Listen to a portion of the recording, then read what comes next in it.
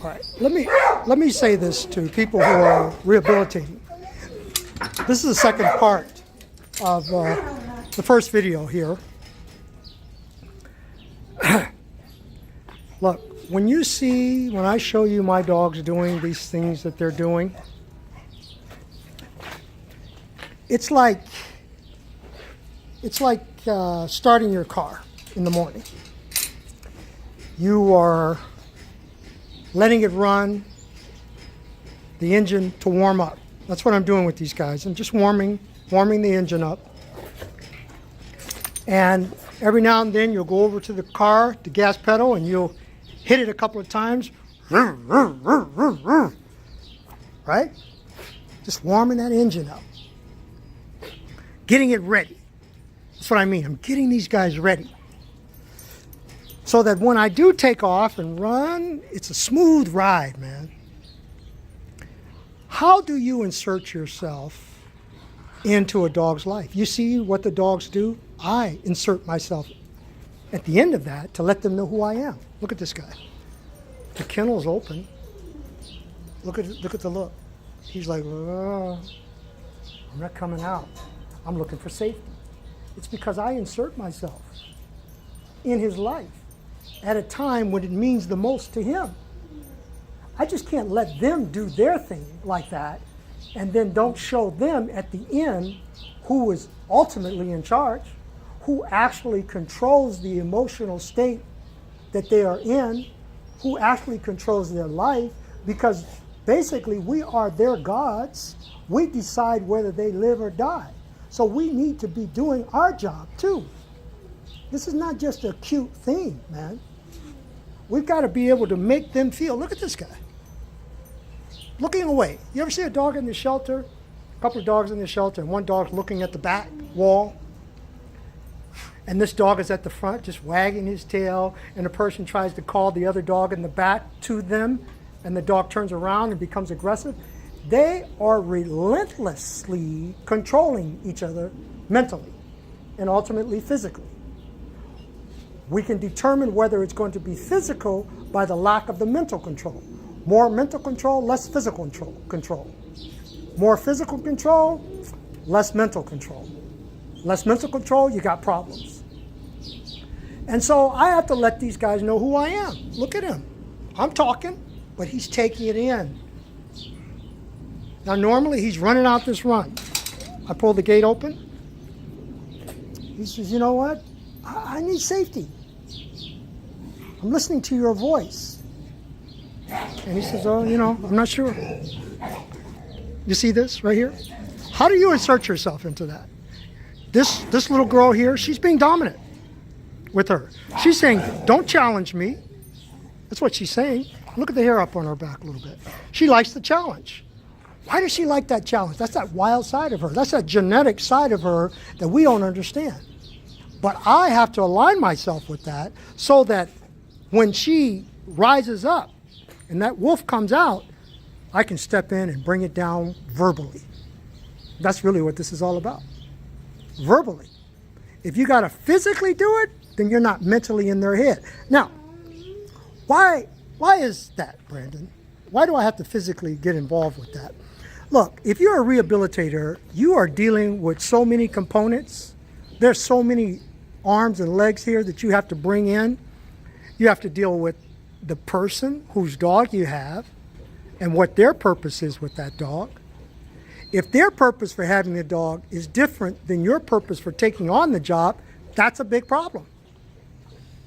If they're at home playing these games, roughhousing with their dogs, doing all these things that they think is going to enhance the life of their dog and ultimately enhance their life, then when you get that dog, you're going to have the problem. It's like taking a teenager as a kid, raising them to become a teenager, making them live a certain way, and then when they get there, tell them that that's all wrong, this is how life has to be. Now you know the difficulty here. It's not just the animal, it's the person that owns the animal, and then you who are trying to help them by trying to help the dog, but it can't work that way. You've got to have the participation and understanding of the owner You feel me? That's going to line up with what you're trying to do, and then it could work. Otherwise, you're spinning your wheels. And that's why I don't like to work with dogs that don't have owners. Because someone will adopt the dog and have their concept, philosophy, beliefs that's based on society and the way they think that they should raise a dog. And the only reason that they have problems with the last dog they had is because something was wrong with that dog. Nope, it's the person. And that's why it's difficult. That's why we have problems and we can't stop our dogs from fighting sometimes, even as a rehabilitator, because it's all working against you. You see? You got to be able to pull it all in, see the whole picture. That's why the communication and talking is so important. That's why the participation of the owner is so important. So when an owner tells me, well, I've been busy and I haven't had time to do this and I haven't time, they don't have enough knowledge to wait.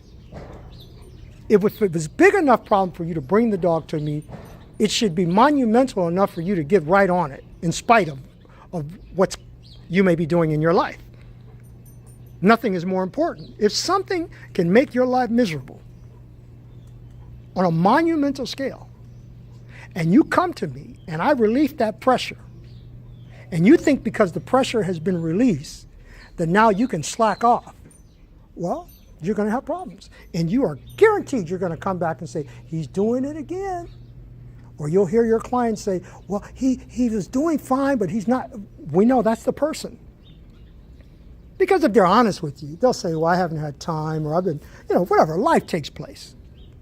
I can do that because of the knowledge that I have. I can pick up where I left off because of my knowledge. But the dog is studying us more than we are studying them. They're watching our behavior. They are being while we are doing. And they're figuring us out. And they say, oh, okay, I got your number on redial. See, we're dealing with dogs that are being rehabilitated, not puppies. See, these puppies here that I'm raising, they're ready. And they're going to be ready. And there's not going to be a problem with them in this world or with other dogs as life goes on. I'm going to be able to control every aspect of their life because I have been a leader for them. It is not a problem at all. So if you're not starting from that position with a puppy like this and doing it right early on, then the rest of your life is rehabilitation.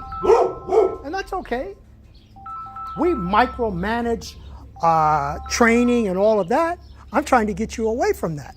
The more that you stop micromanaging and start emotionally and hormonally manipulating, you're going to be successful. But it takes you more than 1 week or 2 weeks to do it. In 1 or 2 weeks, you should be on the road to understanding what you have to do for the rest of that dog's life. Till it gets to the point where you don't have to say anything, just be, and you'll get this. You'll get this. This is a complete life here, the way he sees me. This guy here came from attacking his owners. He even tried to attack me. I don't think there hasn't been a dog here that I didn't have a problem with. Now let's get back to this guy here. The owners of this dog, the rescuers that brought this guy to me, they can tell you some stories that will curl your hair of how he was when he first came to me, what happened in our waiting room. Oh, it was horrific. And if you've never seen anything like that, you're going to either have to get on the boat or you're going to have to get off the boat. But did I stop working with them? No, I work with them. Look at him now. Every single dog here, except for the puppies, and in their way, in their adolescent way, it has been some challenging situations, but it worked. Okay? So if you're rehabilitating dogs, you've got to be able to deal with the person.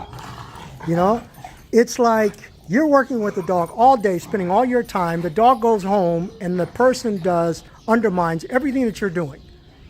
Well, how do you think it's going to be when they come back the next day? You're going to have some problems.